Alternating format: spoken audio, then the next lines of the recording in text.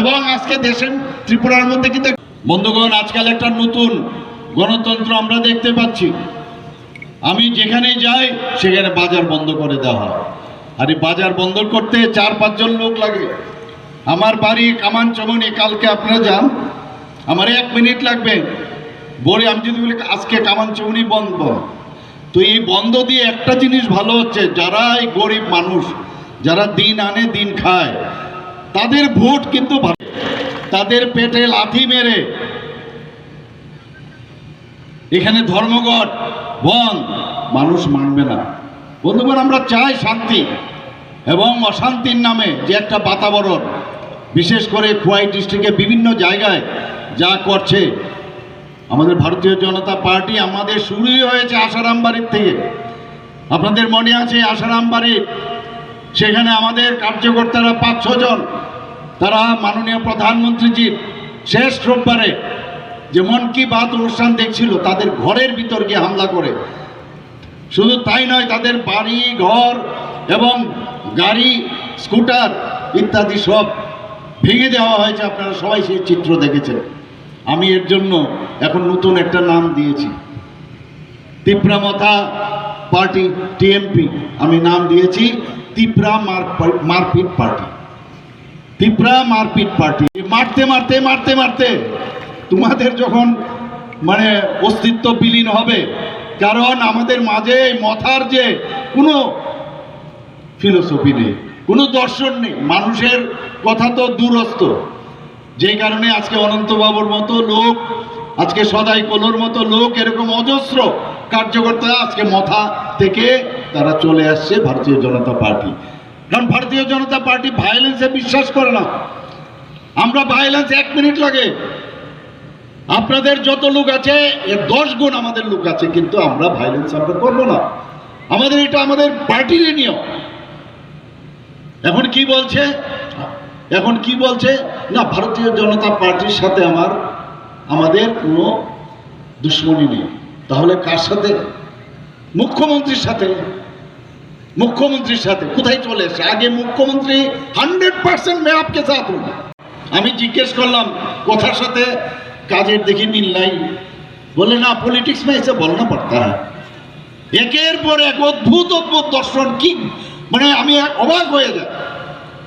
এরপর সেই মথা ডাইরেক্ট যদি আসে, আমরা তো ডাকিনি, আমাদের সাথে এসে ঢুকলো, অ্যালায়েন্স করলো পোস্ট ইলেকশন।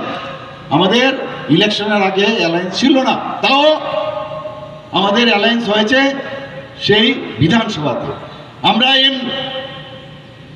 যে এডিসির মধ্যে আমাদের কোনো অ্যালায়েন্স নেই, আমরা কিন্তু অপোজিশনে বন্ধু করব। আমরা অপোজিশনের মধ্যে আছি, সেখানে আমাদের প্রতিটা রাইট আছে। এখানে অ্যালায়েন্স কোথায়? অ্যালায়েন্সের জন্য তো আমি একবারও আমরা বলিনি। দিল্লি গিয়ে অ্যালায়েন্সের কথা চিৎকার আরম্ভ করেছে। দিল্লি নাখুশ, দেয়নি অ্যালায়েন্স। শেষ পর্যন্ত বললে হাম লোগ আপনা জাতি কে লিয়ে, আমরা আপনার জাতিকে। অদ্ভুত সমস্ত একবার তো মিথ্যাবাদীর। আবার আমি বলবো যে টিএমপি তিপ্রা মিথ্যাবাদী পার্টি। টি ফর তিপ্রা, ম ফর মিথ্যা, আর পি ফর পার্টি। কমিটি এবং গ্রাম সভার যত কিছু ইলেকশন হয় না, বিসি নেই, তারপরেও গায়ের জোরে অলরেডি বিসি 123টা ডিক্লেয়ার করে দিলেন। এবং সুপ্রিম কোর্টে যখন গেলেন, তাদেরই অ্যাডভোকেটকে যখন বললেন, অ্যাডভোকেট বলে তাড়াতাড়ি এটা উইথড্র করে আসুন, আদারওয়াইজ অ্যাকসেপ্টই করবে না। তারপর সেটা উইথড্র করলো, গেজেট নোটিফিকেশন করে দিয়েছিল, সেখান থেকে তারা উইথড্র করলো। তা আমাদের কথা তো বিশ্বাস করে না। এইভাবে গায়ের জোরে হয় না। সব জায়গায় কোর্ট মানে না, আইন মানে না, কানুন মানে না। এবং ওই টিএমসির মতোই একই ওয়েস্ট বেঙ্গলের টিএমসি আপনারা জানেন, সেখানে তৃণমূল কংগ্রেস একই আছে। কোনো আইনের বালাই নেই, কিচ্ছু নেই, খালি মানুষকে ভয় দেখানো, মারপিট করা, মাথা ফাটানো ইত্যাদি। এখন তো আজকাল, আগে তো কি গুলতি দিয়ে মারতো, এখন শুনলাম ওই বন্দুক টন্দুকও নিয়ে এসছে বিহার থেকে। শুনলাম কিছুদিন আগে এখানে যে আমার একটা প্রোগ্রাম ছিল, সেই প্রোগ্রামের মধ্যে বাসের মধ্যে হামলা করেছে। আর থানসা বলছে, কিন্তু কারা? কাদের আক্রমণ করছে? জনজাতি গোষ্ঠীর মা বোনদের, তারা আক্রান্ত করছে। আমি গতকাল গেলাম, আমি আমাদের একজন ক্যান্ডিডেট, সেই ক্যান্ডিডেটের মাথা ফাটিয়ে দিয়েছে। তার বাড়িতে আমি গেলাম, উনার ছেলে মেয়েরা বলছেন যে কোথায় থামসা, আমরা তো দেখি না থামসা। এবং আমাদের থামসা, আমাদের আরো কার্যকর্তাদের যখন বাজারের মধ্যে তারা আক্রমণ করলো, আমরা দেখলাম শাটার ফেলে বাঙালিরা তাদেরকে বাঁচাচ্ছে। তাহলে আমি কি বললাম? উনারা নিজেরা বলছেন, ওদের ছেলে মেয়েদের বলছে এরকম আমার বাবা এবং অন্যান্য, এবং উনারা বলছেন কার্যকর্তারা আমাদের বাঁচিয়েছে এরকম। তো এখানে থামসা থামসা বলে, তাহলে তো শুধু ফান্ডামেন্টালিস্ট বাঙালি, এটা সংখ্যালঘুকে আবার যোগ করে দিয়েছে। আপনারা নিজেই দেখেছেন, কখন কি বলেন নিজেই জানেন না। এগুলো বন্ধুগণ, আমি বলবো যে এদের পেছনে এখনো যারা এখনো এই যুবক শ্রেণীর যারা আছেন, এই মাথার মধ্যে আছেন, তাদের কাছে আমি আপিল করব, এই ধরনের বিভ্রান্তি করার পার্টি, এই ধরনের নেতার যে পেছনে ঘোরার থেকে তাড়াতাড়ি চলে আসুন ভারতীয় জনতা পার্টিতে।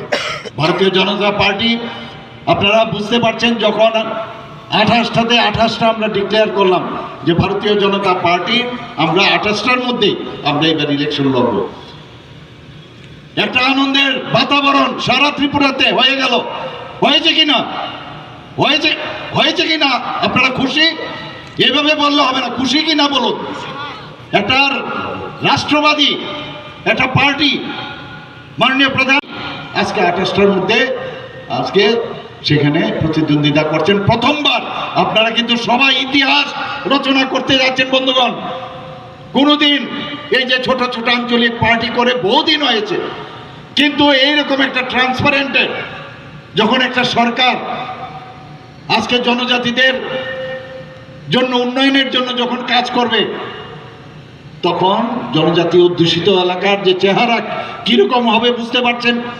মোদিজি কি বলছেন? मैं चौकीदार हूं বলেছেন কিনা? मैं खुद भी नहीं खाऊंगा, दूसरे को भी खाने नहीं दूंगा। মানুষ তো এরকম চায়। আজকে ইউপিএ সরকার, কংগ্রেসের সরকার আগে কি ছিল? স্ক্যাম স্ক্যাম স্ক্যাম, একদিকে স্ক্যাম, আর দেশকে যাতে শক্তিশালী না হয় করার ক্ষমতাও ছিল না। আজকে কি হলো? Surgical strike. আজকে কি পার্টিগুলো তাদের উপর আস্থা রাখতে হয়, তার একদম স্থায়ী সমাধান হবে। এবং ত্রিপুরা এত স্পিডে যাবে যে 2047 সালে যে ডেস্টিনেশন দিয়েছে 30 ট্রিলিয়ন মার্কিন ডলারের, মাননীয় প্রধানমন্ত্রীজি যে বলেছেন, সেই জায়গায় আমরা পৌঁছে যাব। এবং ডাবল ইঞ্জিনের সরকার না, ট্রিপল ইঞ্জিনের সরকার সেখানে পৌঁছে যাবে। এবং আমি যারা এখনো এই মথার যে ছোট ছোট ছেলে মেয়েরা আছেন তাদের বলবো, প্লিজ এখনো সময় আছে, ট্রেনের দরজা খোলা আছে, চলে এসো। এসব ফালতু পার্টির এবং মিথ্যা পার্টির এবং মারপিটের পার্টি তাদের পেছনে ঘুরবে না। সাময়িক চালাকির মাধ্যমে সাময়িক কিছু লাভ হতে পারে, কিন্তু পার্মানেন্ট সলিউশন হয় না বন্ধুগণ। মানুষ সব বুঝে গেছে এখন। আমরা এই পলিটিক্স চাই না, স্ক্যামের সরকার আমরা চাই না।